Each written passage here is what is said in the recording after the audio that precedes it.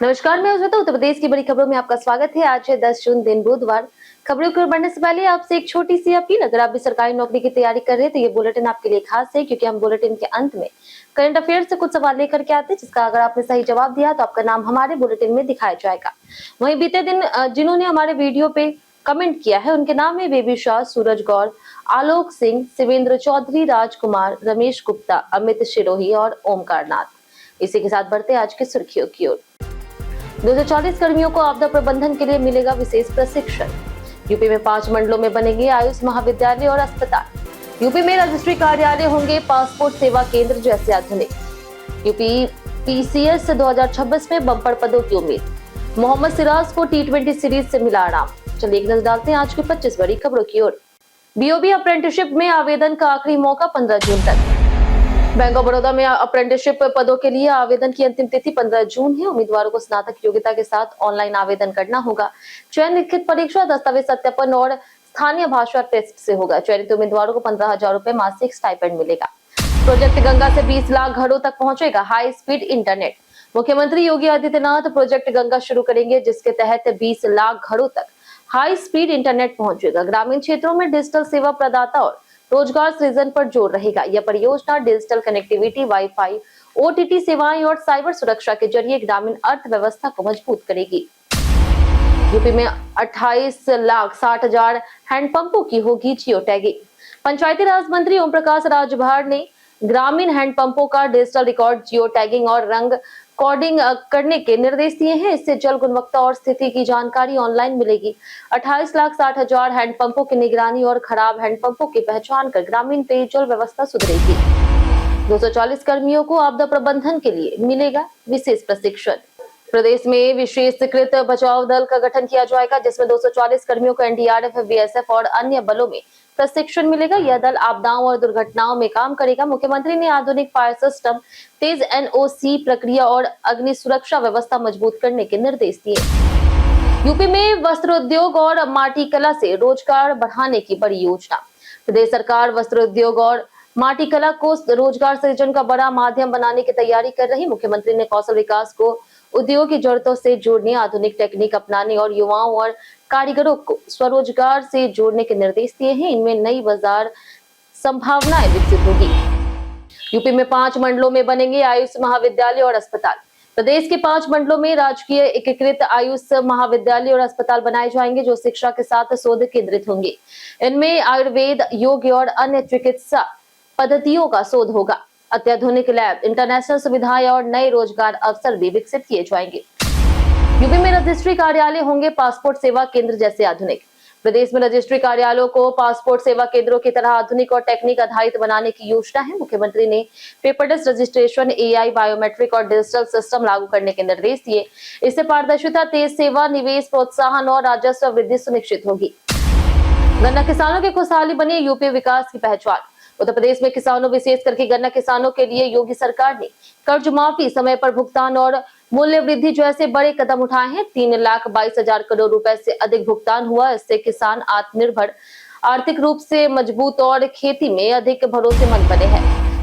UP PCS 2026 में bumper पदों की उम्मीद। उत्तर प्रदेश से पीसीएस 2026 में रिकॉर्ड 550 से अधिक पदों का अधियाचन मिल चुका है और यह संख्या बढ़ सकती है। 2024 और 2025 की भर्तियों में भी पद कई गुना बढ़े थे। विज्ञापन इसी महीने जारी होने की संभावना है, जिससे छात्रों को बड़ा अवसर मिलेगा। जानिए आज कैसा रहेगा यूपी के मौसम का मिजाज। उत्तर प्रदेश के कई जिलों में गरज चमक के साथ बारिश की संभावना है। सहारनपुर, मेरठ, गाजियाबाद, अलीगढ़, आगरा आदि में ऑरेंज अलर्ट जारी है। तेज हवाएं चलेगी। 11 जून तक लू और 14 जून तक पूर्वी यूपी में बारिश का अनुमान है। यूपी बर्थडे स्पेशल में आज बात होगी चित्तरंजन गिरी की। चित्तरंजन गिरी भारतीय अभिनेता और थिएटर कलाकार है, जिन्होंने राष्ट्रीय नाट्य विद्यालय से प्रशिक्षण लिया।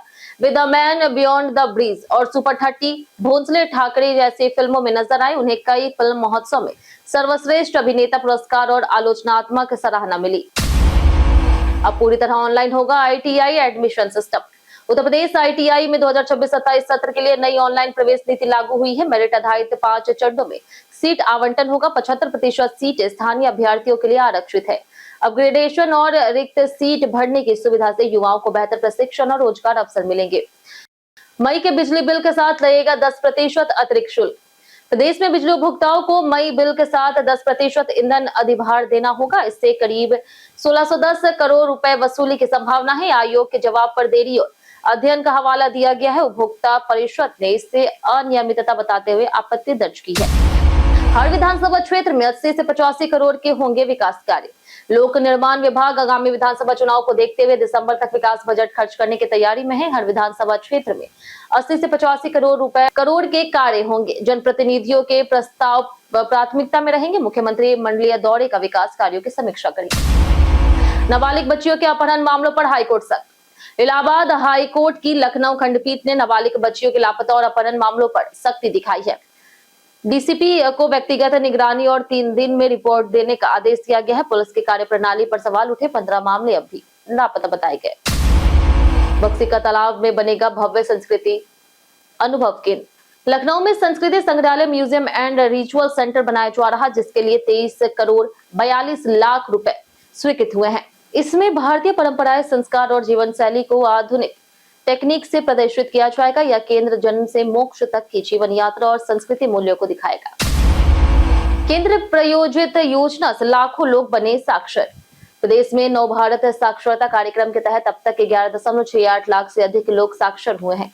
13.81 लाख प्रतिभागियों में से अधिकांश सफल रहे। कार्यक्रम में वॉलंटियर्स के माध्यम से पढ़ाई कराई जाती है और नियमित मूल्यांकन परीक्षाओं से प्रगति का आकलन किया जाता है। अखिलेश यादव का नया कैजुअल लुक सोशल मीडिया पर वायरल। अखिलेश यादव एयरपोर्ट पर सफेद कुर्ता पैजामा और लाल टोपी की जगह जींस टी शर्ट में नए कैजुअल लुक में नजर आए, जिसका वीडियो सोशल मीडिया पर वायरल हो रहा है। लोग उनकी तुलना धोनी और राहुल गांधी से कर रहे हैं। सुरक्षा कर्मियों से मिलकर उन्होंने हाथ मिलाया और सेल्फी भी दी। ईपीएफओ पेंशनर्स के लिए घर घर डीएलसी मुहिम बनी राहत। कानपुर रीजन में डिजिटल लाइफ सर्टिफिकेट यानी कि डीएलसी न जमा होने से रुकी ईपीएफओ पेंशन अब घर घर मुहिम से शुरू हो रही। डाक विभाग की मदद से पेंशनर्स और मृतक आश्रितों को राहत मिलेगी। करीब 21,000 लोगों की रुकी पेंशन प्रक्रिया बहाल की जा रही है। राम मंदिर ट्रस्ट ने चढ़ावे के गबन के आरोपों को किया खारिज। अयोध्या राम मंदिर चढ़ावे से जुड़े कथित भ्रष्टाचार के आरोपों पर सियासत तेज हो गई है। अखिलेश यादव और ब्रजेश पाठक के बीच तीखा बयानबाजी चल रहा। ट्रस्ट ने आरोप खारिज कर दी है। सरकार ने रिपोर्ट तलब की है और मामले की जांच जारी है। लोक निर्माण विभाग में तबादलों की समय सीमा 30 जून तक बढ़ी। उत्तर प्रदेश में एनपीएस कर्मचारियों को सेवानिवृत्ति, मृत्यु, दिव्यांगता आदि लाभ समय पर देने के निर्देश जारी किए गए। शिक्षा अधिकारियों की पदोन्नति के बाद तैनाती शुरू हुई है। लोक निर्माण विभाग में स्थानांतरण की समय सीमा 30 जून तक बढ़ा दी गई है। मोहम्मद सिराज को T20 सीरीज से मिली आराम। भारत ने आयरलैंड और इंग्लैंड T20 सीरीज के लिए मोहम्मद सिराज को वर्कलोड मैनेजमेंट के तहत आराम दिया है और उनकी जगह प्रसिद्ध कृष्णा को शामिल किया गया। श्रेयस अय्यर कप्तान होंगे, जबकि युवा वैभव सूर्यवंशी भी टीम में चुने गए हैं। रामकथा में सीएम योगी ने दिया सख्त संदेश। मुख्यमंत्री योगी आदित्यनाथ ने रामकथा समापन में कहा कि भारत आस्था और संस्कारों का केंद्र है और द्रोह करने वालों के लिए स्थान नहीं है। उन्होंने लवलैंड जिहाद पर चेतावनी दी है और समाज से एकजुट रहने का आह्वान किया। संतों की भूमिका और राम आदर्शों पर भी जोर दिया। 15 जून के आसपास भाजपा संगठन की नई सूची होगी जारी। भाजपा विधानसभा चुनाव से पहले संगठनात्मक बदलाव की तैयारी में है, जिसमें क्षेत्रीय अध्यक्षों की भूमिका बढ़ेगी। पश्चिम ब्रज और कानपुर बुंदेलखंड में जातीय समीकरण बदल जाएंगे, जबकि अवध, गोरखपुर और काशी में चेहरे बदले जाएंगे। नई सूची 15 जून के आसपास जारी हो सकती है। कई कारणों से दर्ज भारत के इतिहास में आज की तारीख। 1906 में दामोदर मेनन स्वतंत्रता सेनानी का जन्म हुआ। 1921 में शिवदीन राम जोशी का जन्म हुआ। 1938 में राहुल बजाज उद्योगपति। 1955 में प्रकाश पाडुकोन बैडमिंटन खिलाड़ी। 1958 में अनूप सेठी। 1951 में देवेंद्र झाझड़िया। 1947 में भाई वीर सिंह और 2019 में गिरीश कर्नाड का निधन हुआ।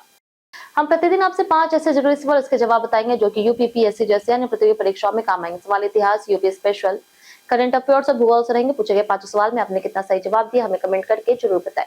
हमारा पहला सवाल है कि क्षेत्रफल की दृष्टि से उत्तर प्रदेश राज्य का सबसे बड़ा जिला कौन सा है? ऑप्शन ए है जालौन, ऑप्शन बी है सोनभद्र, ऑप्शन सी है हरदोई, ऑप्शन डी है लखीमपुर खीरी। इसका सही जवाब है ऑप्शन डी लखीमपुर खीरी।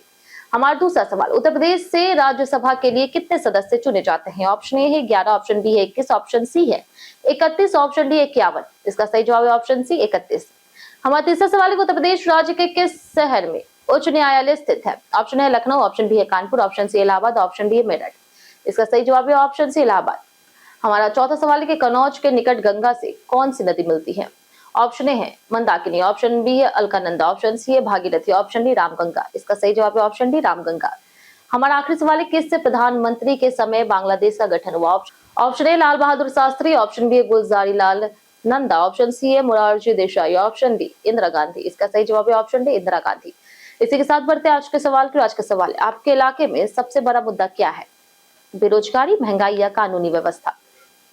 आप अपना जवाब हमें हमारे कमेंट सेक्शन में लिखकर जरूर बताएं। आज के लिए इतना ही। उत्तर प्रदेश के तमाम खबरों के साथ बने रहने के लिए देखते रहे डेली यूपी और साथ ही अगर यूट्यूब चैनल पर देखें चैनल को सब्सक्राइब कर दें और अगर आप फेसबुक पेज पर देख रहे हैं तो लाइक और फॉलो जरूर करें।